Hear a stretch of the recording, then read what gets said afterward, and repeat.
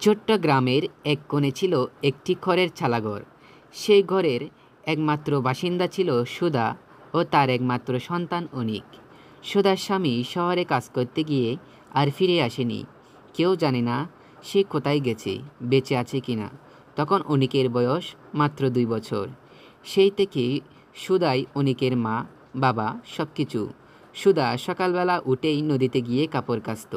তারপর আশেপাশের বাড়িতে জিয়ের কাজ করে যা আয় হতো তা দিয়েই অনিকের জন্য চাল, ডাল, একটু শাকপাতা কিনে আনতো।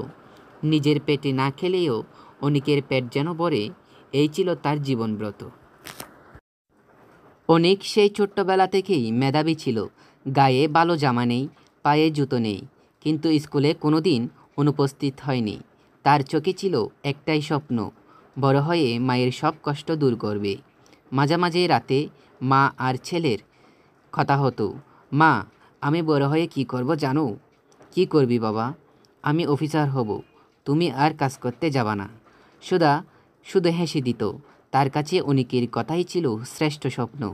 অনিক যখন মাধ্যমিক পাশ করে কলেজে ভর্তি হলো, তখন তাদের ঘরে একবেলা খাবার জোটানোর কষ্টকর হয়ে পড়ল। সুধা আরও বেশি কাজ করা শুরু করলো।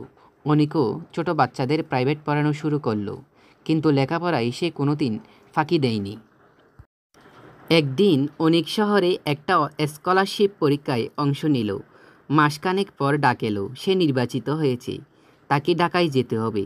সুধা প্রথমে চুপচাপ হয়ে বসে রইল, যেন কিছু বুঝে উঠতে পারছে না। তারপর বলল, তুই চলে যা বাবা, তোর স্বপ্নের পেছনে ছুট। আমি আছি, আমি ঠিক থাকব। সেদিন অনেক মায়ের চোখে যে অশ্রু দেখেছিল তা ছিল আনন্দের সাথে মিশে থাকা কষ্টের অশ্রু। 6 বছর পর গ্রামের সেই খড়ের চালাঘরটার সামনে আজ লম্বা কালো গাড়ি দাঁড়ানো। গ্রামের সবাই তাকিয়ে আছে অবাক হয়ে। এক লোক নামল, কোট প্যান্ট পরা, চোখে সানগ্লাস, হাতে ব্রিফকেস। সে ধীরে ধীরে এগিয়ে গেল সেই পুরনো ঘরের দিকে। ভেতর থেকে একজন বৃদ্ধা বের হলেন, চুলে পাক ধরা, মুখে বয়সের রেখা, কিন্তু চোখে এখনো আগুন আছে।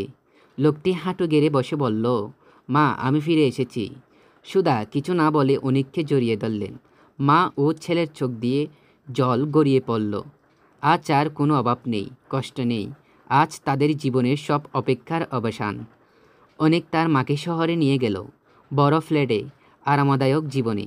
কিন্তু সুধার মন পড়ে থাকত সেই গ্রামের খড়ের ঘরটাই, সেই আঁচলে বাঁধা সময়গুলোতে। একদিন রাতে সুধা হঠাৎ করে অনিককে বলল, বাবা জানিস, গায়ের চাদরটা যখন নাকের কাছে নিই, তখন এখনও সেই আঁচলের গন্ধ পাই, যেই গন্ধ তুই ছোটবেলায় আমার কোলে ঘুমিয়ে পড়তিস। অনেক মাথা নিচু করে বলল, মা, তোমার সেই আঁচলের গন্ধই তো আজ আমাকে মানুষ বানিয়েছে। এই গল্পটি মায়ের নিঃস্বার্থ ভালোবাসা, ছেলের সংগ্রাম আর পারস্পরিক আত্মত্যাগের এক চিরন্তন প্রতিচ্ছবি। চাইলে এই গল্পকে আরও বিস্তৃতি বা ধারাবাহিকভাবে তৈরি করা যেতে পারে। চাইলে বলো, আমি পরের অধ্যায়গুলো লিখে দিতে পারবো।